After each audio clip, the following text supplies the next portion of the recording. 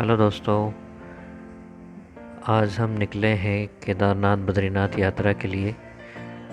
अभी हम जयपुर से निकले हैं हरिद्वार के लिए। हरिद्वार हिंदुओं का एक प्रमुख तीर्थ है। चार धाम यात्रा के लिए आपको हरिद्वार जाना ही पड़ता है। यहीं से आपकी चार धाम यात्रा शुरू होती है। तो हम पहुँचे हरिद्वार में।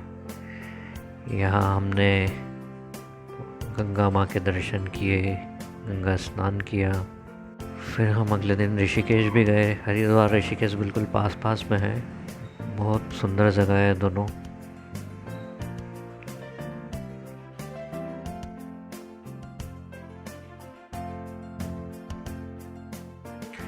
हम पहुँचे थे तब एक दिन पहले बारिश हुई थी।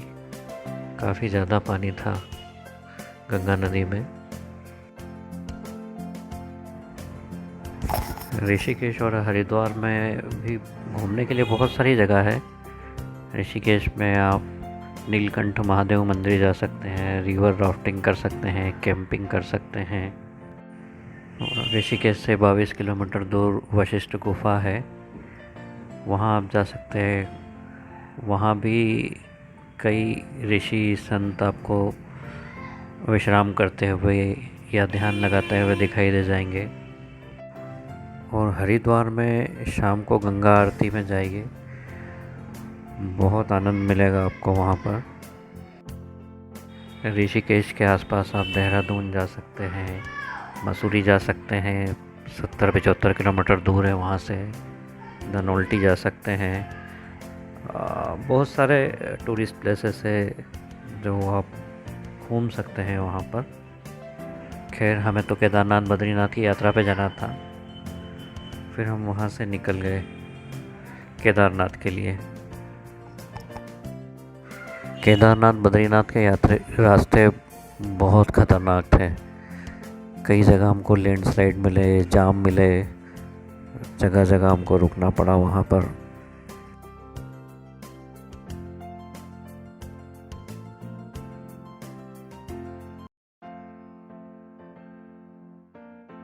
हमें हमें कई जगह पे रास्ते में जाम मिले। बहुत बहुत देर तक रुकना पड़ा वहाँ पे, लैंडस्लाइड हुए थे। फिर हमने कई जगह पर फोटोग्राफ्स खिंचवाए। कई सुंदर जगह थी, बड़े बड़े पहाड़ थे। ये देखिए कितने सुंदर पहाड़ हैं।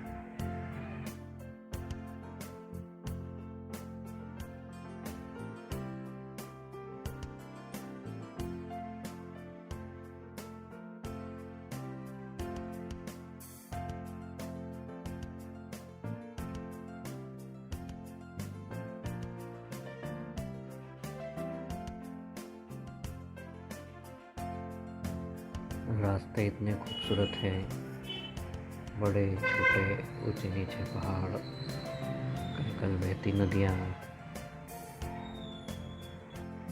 छोटे झरने, जंगल, पेड़, बर्फ से बहती ठंडी हवा। आपको रास्तों की थकान का पता ही नहीं चलेगा यहाँ।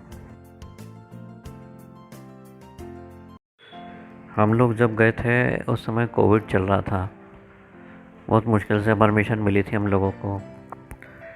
जगह जगह चेकिंग हो रही थी और बीच में 3-4 दिन बारिश हो गई तो हमें रुकना पड़ा रास्ते में।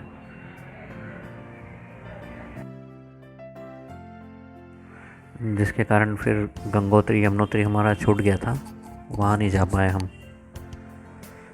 फिर केवल केदारनाथ बद्रीनाथ गए थे।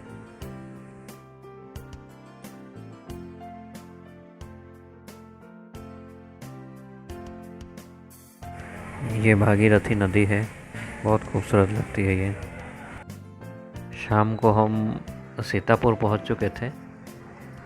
फिर अगले दिन हमें वहां से हेलीकॉप्टर से केदारनाथ के लिए निकलना था। केदारनाथ या तो आप घोड़े से भी जा सकते हैं, या 16 किलोमीटर पैदल चढ़ाई करके भी जा सकते हैं, या फिर आप हेलीकॉप्टर से जा सकते हैं, जैसी आपकी सुविधा हो। हमारे साथ बुज़ुर्ग लोग थे इसलिए हम हेलीकॉप्टर से गए थे। 5 मिनट में, मुश्किल से 5-7 मिनट लगते हैं पहुंचने में। हेलीकॉप्टर से 5-7 मिनट में आप पहुंच जाते हैं।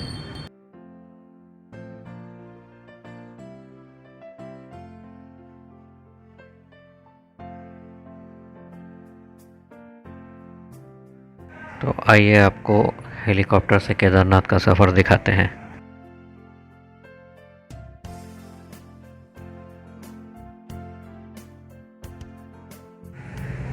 हेलीकॉप्टर से जो नज़ारा था पहाड़ों का, नदियों का, बर्फ़ के पहाड़ों का, बहुत खूबसूरत था। नज़रें ही नहीं हट रही थी वहाँ से।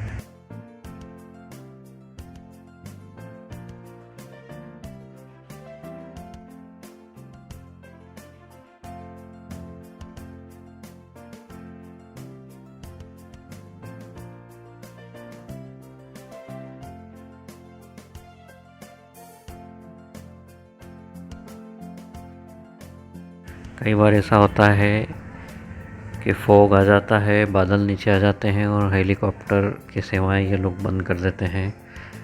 वो बड़ा डरावना होता है। हम फंस गए थे उस दिन। आते टाइम फॉग आ गया और हम वेट करते रहे हेलीकॉप्टर का। किस्मत अच्छी थी हमारी, फॉग चले गया, नहीं तो हमें ऊपर ही रुकना पड़ता। बहुत ठंड थी उस टाइम वहाँ पे।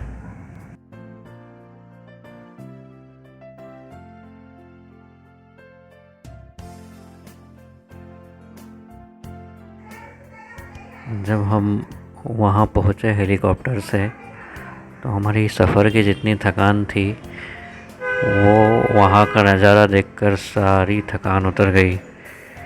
इतनी खूबसूरत जगह मेरी ज़िंदगी में मैंने नहीं देखी। लोग जो कहते हैं कि केदारनाथ में स्वर्ग से हवाएं आती हैं, वो बिल्कुल सही कहते हैं। बहुत खूबसूरत जगह है, धरती का स्वर्ग आप कह सकते हैं।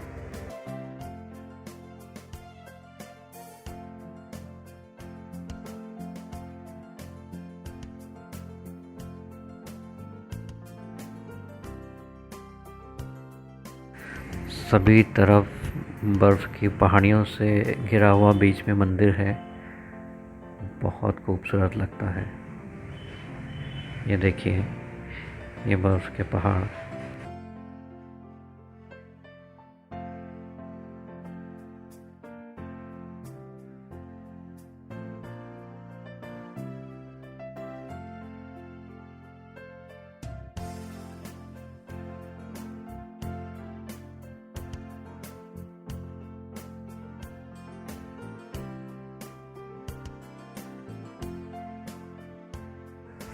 ये देखिए कितने खूबसूरत नज़ारे हैं।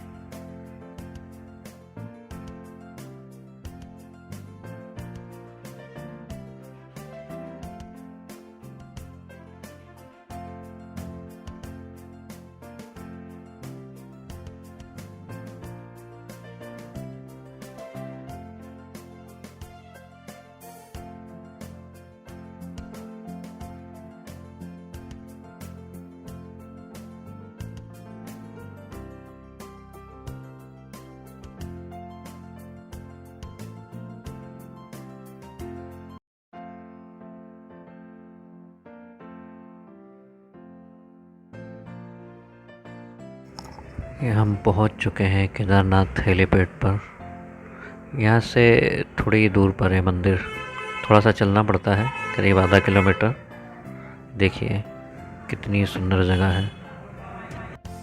केदारनाथ के बारे में मैंने सुना था कि यहाँ स्वर्ग से हवाएं आती हैं, और सच में जब मैं वहाँ पहुँचा तो बिल्कुल मुझे विश्वास हो गया कि वहाँ स्वर्ग से ही हवा आती है।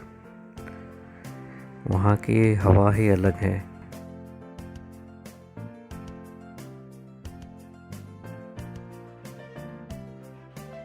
वो सामने मंदिर है।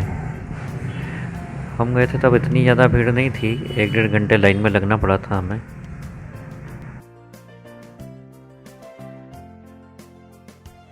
धरती का दूसरा स्वर्ग भी कहे केदारनाथ को तो कोई गलत बात नहीं होगी। सच में ऐसा लगता है जैसे भगवान शिव साक्षात विराजमान है यहाँ पर, ऐसी अनुभूति होती है।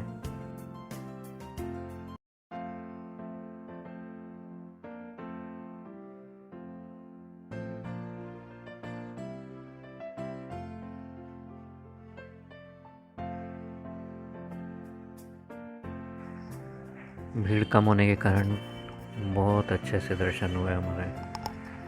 बहुत देर हम वहाँ पर बैठे। वहाँ बैठकर हमने ध्यान किया। सच में ऐसा लग रहा था जैसे भगवान के घर में ही बैठे हैं।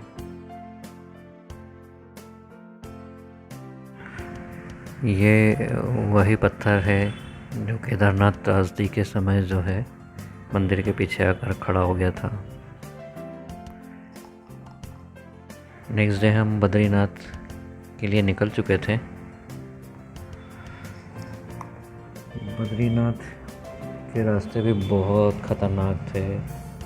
वहाँ भी हमें बीच में लैंडस्लाइड्स मिले। बद्रीनाथ हिंदू देवता भगवान विष्णु का मंदिर है। बद्रीनाथ नाम में भी एक रहस्य है।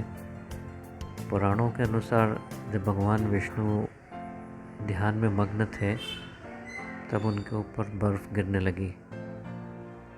तब माता लक्ष्मी ने बेर का यानी कि बद्री के पेड़ का रूप लेकर उनको छाया दी।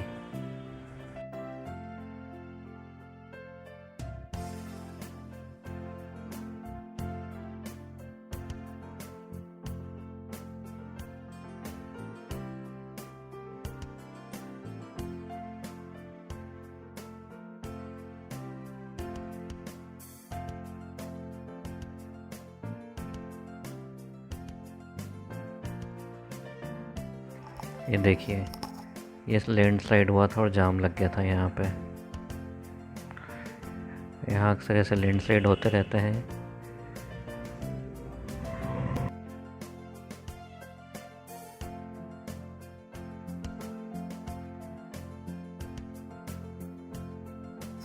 रास्ते में फिर हम कहीं रुके थे।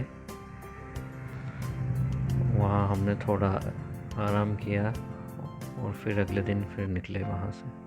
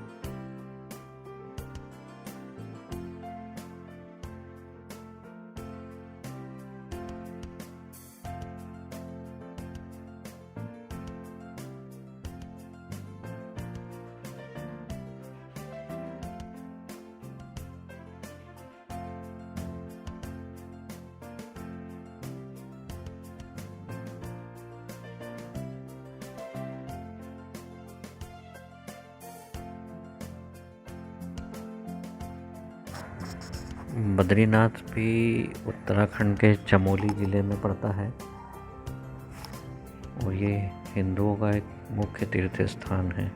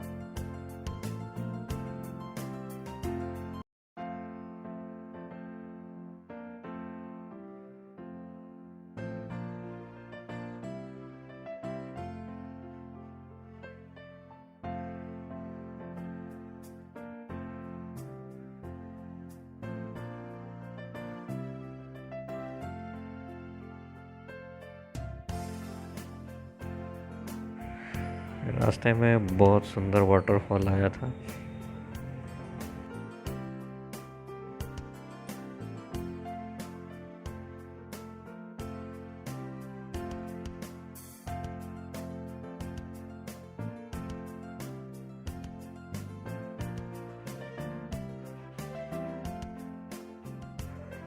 उस समय बद्रीनाथ में भी मौसम बहुत ख़राब हो रहा था।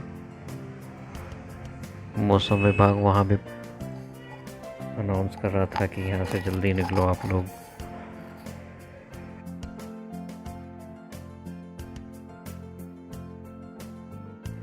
हम सभी लोग डरे डरे पहुँचे वहाँ, रात में दर्शन किए और फिर सुबह जल्दी जल्दी उधर से निकले हम।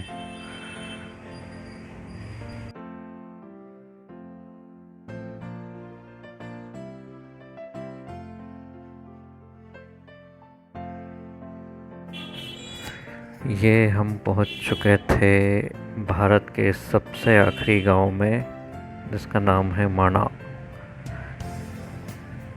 This is the last Indian village.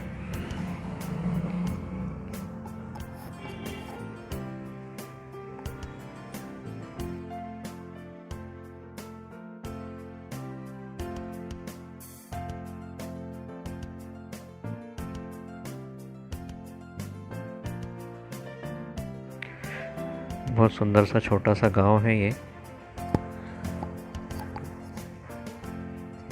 इसमें हम घूमने निकल गए थे। ठंड के दिनों में ये लोग भी नीचे आ जाते हैं उतर कर, पूरी बर्फ़ जम जाती है यहाँ पर।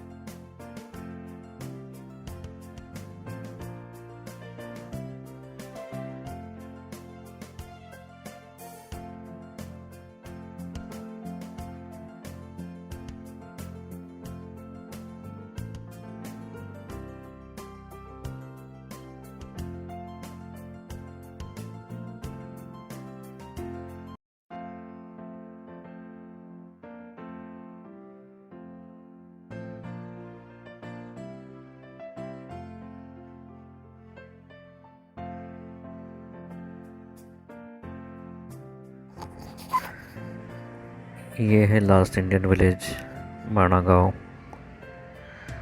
यहाँ से चाइना की बॉर्डर लग जाती है।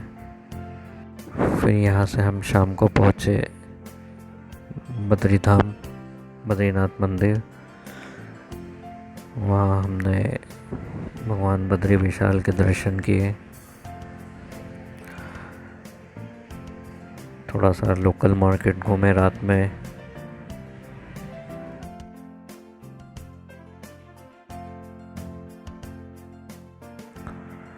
फिर सुबह लोकल मार्केट घूमकर हम वापस हरिद्वार के लिए निकल गए।